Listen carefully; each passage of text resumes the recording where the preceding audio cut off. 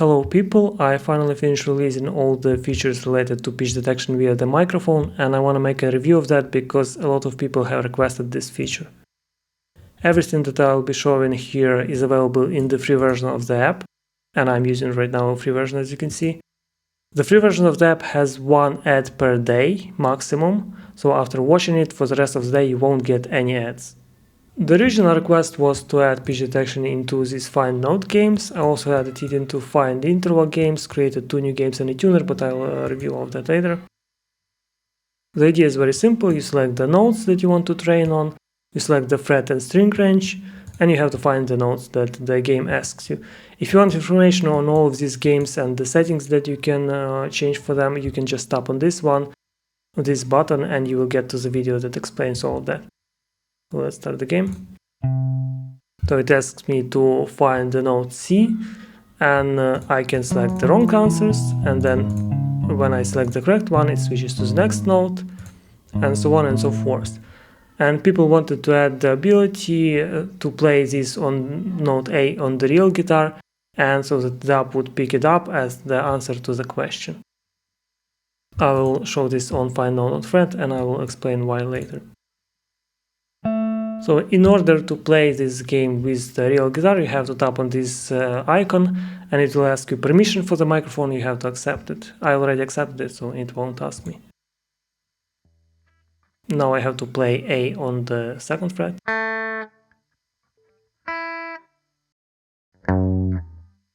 And so on and so forth. There are a couple of limitations that you should know about.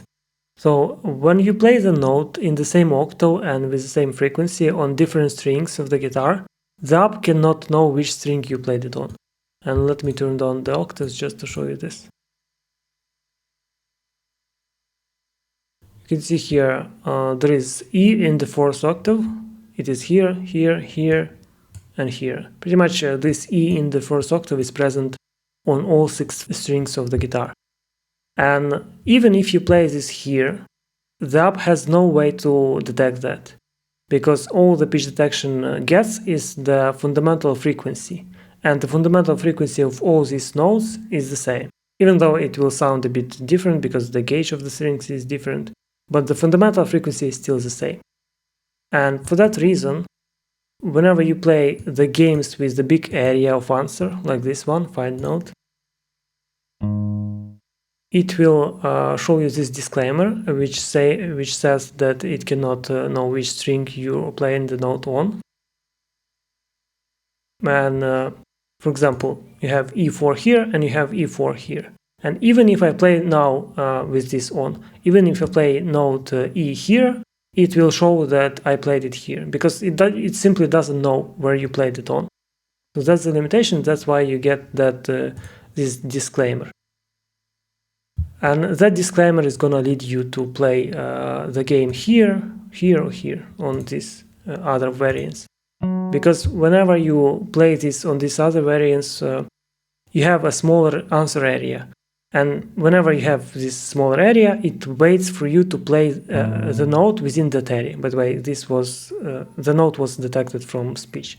But the chance that this small area has 2 notes with the same frequency in different locations, like one note with the same frequency in 2 different locations, is very small. And so it will be much more stable when you play it like this. Same for note on the fret, because again, you won't get a note with the same frequency in 2 different locations. Same goes for find all locations games, and you will see, you saw just the disclaimer. Let me play something, let's say G. You see here, I played the note G here, open note G, but it detected it also here, because it simply doesn't know it. And first it detected it here, and then because this one is already detected, it detected it as well here. But I could play it here, and it would still show it here, because it doesn't know which string you play it on. The fundamental frequency of these notes is the same. So this disclaimer will lead you to play find all locations, this and this variant, instead of here, or in this box here. Another problem with pitch detection that it's not reliable enough. So it has false positives, it has some errors, it has octave errors. It may detect notes out of noise. Some notes may not be loud enough to be detected. So for example, if your guitar is very far from the phone. I am playing right now unplugged guitar. Like in the video you will hear the plugged in guitar because I recorded via audio interface, but I'm not monitoring that. So the up here is unplugged guitar, and you saw you can play this with unplugged guitar. But with unplugged guitar, if you play some F or F sharp, it may not be loud enough to be detected, so you have to be close. It's better to play with amplified guitar, like with an amp or audio interface with monitoring, so that you got the sound out, so that it was loud enough. At this point of time, there is no algorithm that can reliably detect pitch, and I even tried a couple of AI models that are small enough that can be ran on the phone locally, and they are also not reliable. There are positives about AI models when it comes to pitch detection, but in my case, they're not good enough and they are not precise. Even if you feed it with a sine wave, it will return the frequency that may be 20 or 40 cents off. And this is unacceptable for something like a tuner, for example, because tuner needs precision. That's why I'm using just a classical pitch detection algorithm. And because of all these problems, all apps that use pitch detection, especially via microphone, will be waiting for the correct answer only. So whenever you have B, it's going to be waiting for the frequency of the note B. And all the other notes will be ignored. Because even if you don't play guitar, it may detect some notes. And if I allow these wrong notes, it will fill this area very quickly and you will be pissed off because you didn't play any note and it's already detected some wrong notes. That's why it just waits for the correct note until you play it either, or as you see, I'm speaking right now and it detects notes out of a speech. So it doesn't care whether this is guitar or your speech. So you have to, don't expect magic from pitch detection pretty much. Another thing that I wanted to tell is that when you have this on, and it is on by default, and whenever you have a question, it plays the note. So I will just answer this A sharp, and you will see that the new question will play that note. So it just played E, and while it plays the note, it is grayed out. Specifically for this, I had to rebuild audio system to make sure that I may know when the note is being played out of a speaker, at which time specifically.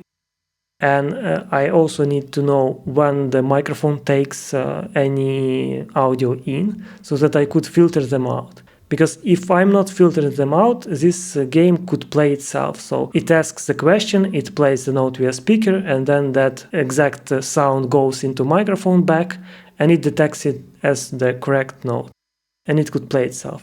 So if you get this case, it shouldn't behave like that, but on some phones it may. If you get such case, just disable this one, this icon, and it will not play any sounds whenever you play the game. It will just be silent, and so it will not mess up pitch detection.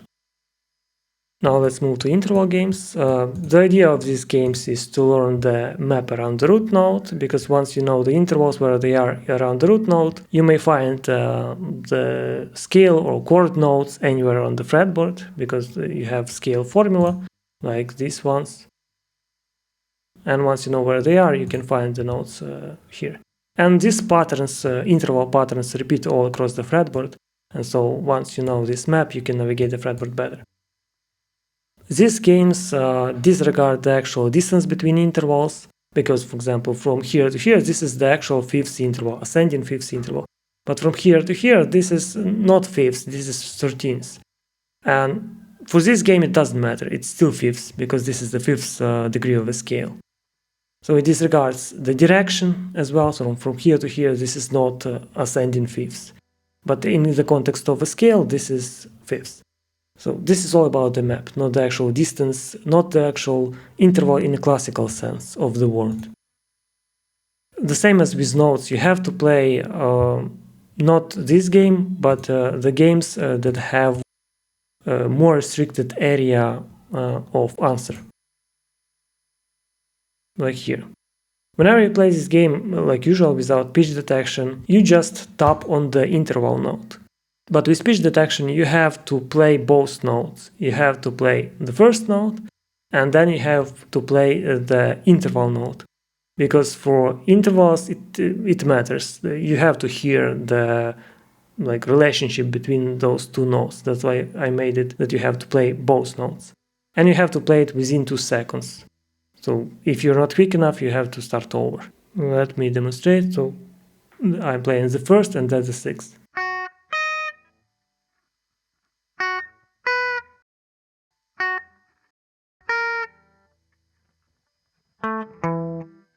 And so on. And for this game I added a couple of settings to make it easier to play with the real guitar. The first one is this one. You can set the maximum fret and string distance between the interval notes. Previously, if you select a big area, like from, let's say, 12 frets, from 0 to 12 frets, the game could ask you one note here and one note all the way here. And such far distances make no sense to learn. It makes sense to learn around the root note, close around the root note. And that's what you can configure here. So you can set how far you want two notes to be, maximum fret and string distance between those two notes. Also, by default now, it is locked to the fret.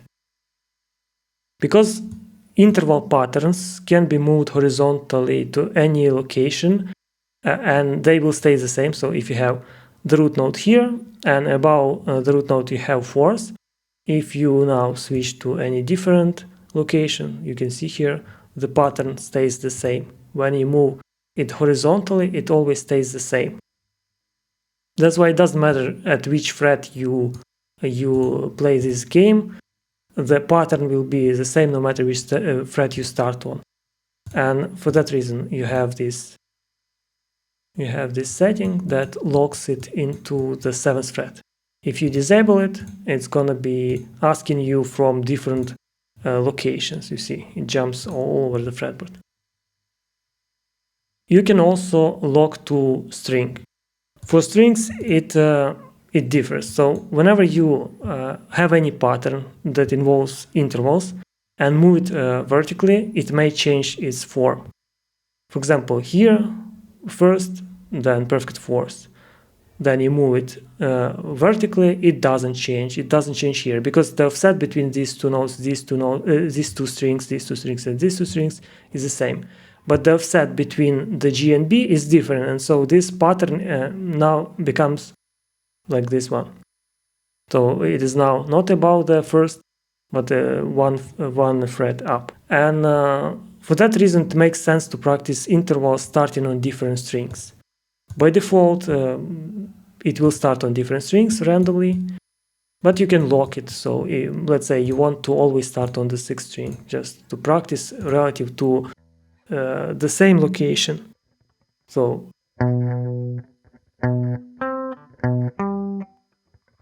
and it will always stay on the 6th string if you want to lock it in. Another setting which is not related, but I added it anyway. So by default you usually want to know the map around the root note, but you may want to learn the map around the 5th or around the 4th, like relative to those intervals. And you can do it now. You can select here, for example, 5th, and it will ask you all the intervals relative to 5th. Like if you have 5th here, then the flat 5th is going to be one note lower. This was a request by a user, by the way. And finally, let's go to these two new games. They are completely new. They didn't exist previously. And so they are the same as these ones, except that they do not have the fretboard. The point of them is that whenever you don't see the fretboard in the app, you will focus more on the fretboard on your real instrument. And unlike previous games that you can play without any pitch detection, these games require pitch detection. They require the real instruments to play. All the settings are the same. You have notes, you have fret and string range. D. Open string. So it says what to play. A. 5th fret. Okay, so you can see here it says the note and it says where you have to play it. D sharp 4th fret. And this is a sub-question which tells you from which string to which string, because you can select a different range, and this shows you within like constraints within which you have to find it. You can also turn on this if you want the notes to play when the question is asked. Let me place you here. C sharp 4th fret. So it played C sharp, and then it says C sharp 4th fret, and you have to do it. And whenever it speaks, you don't have A to even 3rd fret. Whenever it speaks, you don't even have to look at the fretboard when you play these games, but you can turn it off and it will be in silence. It will just ask you something, you play it, and in silence it asks you another question and so on. Same goes for play note on string. But this one is going to be asking you to play on string, and here it says the fret range that you select. Open strings means well, 0 fret, meaning the behind the note, so open string. 6th string. And till 5th fret. If you use a different note type, because here in the settings you can change the note types. By the way, if you change it here, don't leave the page, because whenever you leave the page, it will switch to solfege. So whenever you leave the page, you have to leave it with selection that you actually want. So English is going to be in English, obviously. The number of strings and the fret and string number is going to be in English as well, always. But in German, if you switch the note type to German naming system, the actual notes are going to be in German, despite everything else, despite that the fret, string, and fret and string number is going to be still in English. So instead of G, it's going to be saying G, Gis, Gas, Aha, and so on. Solfege is going to be in Italian, because that's where this system came from. Now we have solfege romance.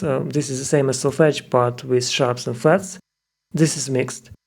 These are in Italian, because in Italian sounds fuller and like cleaner, but the sharps and flats are all in Spanish, because in Italian it's going to be do diesis, but in Spanish it's going to be do diez, which is shorter and like cleaner, let's say. So re diez and the same as re bemol instead of re bemole in Italian.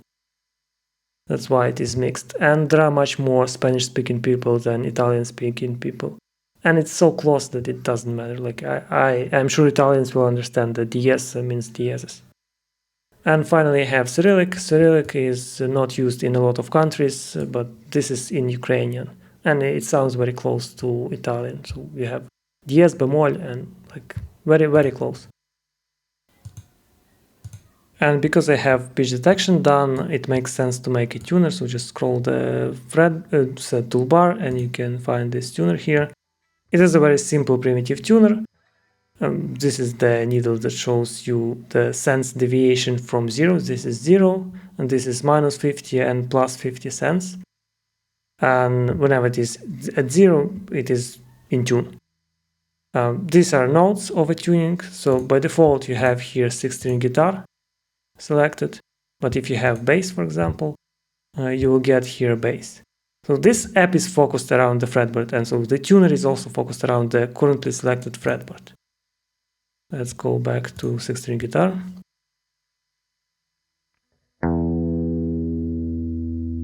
The idea here is that you plug the note, you give it some time to settle down, and if it settles down at 0, that note is in tune. But you probably know how to tune the guitar.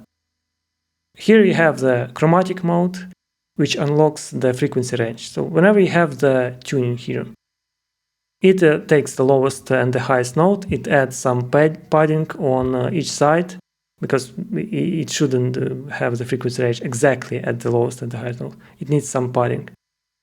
And it configures the pitch detection to work within that frequency range. It helps with precision, and it helps to alleviate some octave errors that may happen if the frequency range is unlocked. But if you have, for example, something like guitar and bass guitar, and you don't want to always switch these tunings here to tune your bass guitar whenever you play both of them.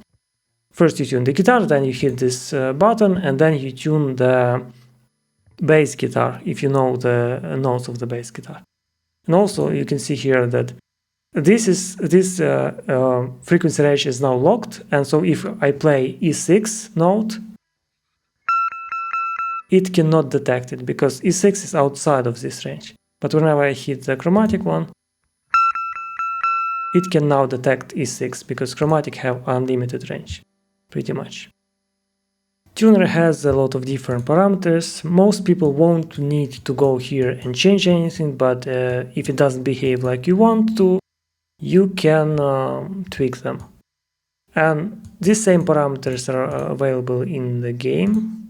So if you select here any game, let's select Find Note, you can see here you can find these same parameters, but they will be stored separately and they have different default parameters. So parameters for the game are different than parameters for a tuner because they serve different purpose. And for the games you want it to react faster, and you don't care about precision much, because as long as it is within the frequency of the note, it's good enough, even if it is like 20 cents off relative to the frequency of the actual note. Because no matter how good your guitar is in tune, and no matter how good your intonation is on your guitar, whenever you play the note at the center of the fretboard, for example, it will be slightly sharp because you press on the string and all of that. So precision doesn't matter here much. That's why parameters are different here. For a tuner, they are also different. They are not user-friendly. I'm using Yin pitch detection algorithm, and they are here in raw names, have raw names, because that is for you to be able to Google it or ask ChatGPT what you have to change if you have some problem with it. Maybe notes are not detected, you can just Google Yin algorithm and which parameters to change, and go back into the app and change it as it suggests. The first one here is RMS threshold. This is kind of like volume threshold. So the silence level is about -60. If I stop talking now, you see it is -60. This has to be slightly above the silence level so that it discarded everything that is not sound. So silence level, again, it still has different values, and to prevent it from detecting notes from silence, you have to set it slightly above. Then you have window size. Window size is how much of signal is taken for processing and to find the pitch from. This is about 370 milliseconds, this is about 200 milliseconds, and this is about 100 milliseconds of audio. The higher the number, the higher the precision, but the higher the number, the slower it is to react to changes. So if you play two notes in quick succession, it may not react right away. So if you want it to react faster, you can decrease it, but you decrease the precision as well whenever you decrease the window size. That's why for tuner it is 16,000, for games it is 8,000, because precision is not that important for games. The next one here is sensitivity. For tuners it is set to 0.5, which is a very high value, it is very sensitive. And even though with the higher sensitivity you have more errors and all of that, but despite that, I want more sensitivity for the tuner because I'm judging by myself. Whenever I pick the tuner that I want to use, I want that tuner to move the needle on anything, on any noise, because it feels like it is more precise that way, even though it's not, because sensitivity doesn't affect precision at all here. But it may help with quiet notes, for example. So whenever you have quiet notes and it doesn't detect it, you may increase sensitivity. For the games it is 0.2 to be more confident, and for tuner it is 0.5 because you see any noise it jumps around. The next one is confidence here. Confidence, so whenever the frequency is detected, it goes back and checks how confident it is about that frequency. And then you have this threshold. So if it is confident more than 70%, it will take that detection as the correct one. If less, it will discard it. Then you have this snap to center. So all tuners will lie to you about the real raw values. Because if you take raw values, for example, for 16,000 here, you have every 100 milliseconds, it will take a new reading from the pitch detection. And the refresh rate of the screen is much higher, so it is about 16 milliseconds. If I took raw values, just display them here, you would see new update on the needle every 100 milliseconds instead of being smooth like this. So I smooth it out. Because of this smoothing, you don't see the raw value, and whenever raw value is here, it takes some time until the needle smoothly goes to that raw value. So it will be slightly delayed even. But it's much better to look at the tuner when it moves smoothly than to look at the tuner that displays raw values. And most tuners will do this. And so this snap to center, this is gonna be like magneting or warping the actual value of the needle around the zero. Because no matter how well in tune your guitar is, the frequency is still gonna wobble even at zero. So it's still gonna wobble back and forth. And to make it to make the wobble less, you can select this snap to center, and it will make it closer to zero and decrease the wobble. This is just like for satisfaction that you hit that exact zero, even though exact zero cannot be hit. And that is gonna be it. If you have any questions, you can ask them in the comments or just use report a bug or request a feature. This goes via email.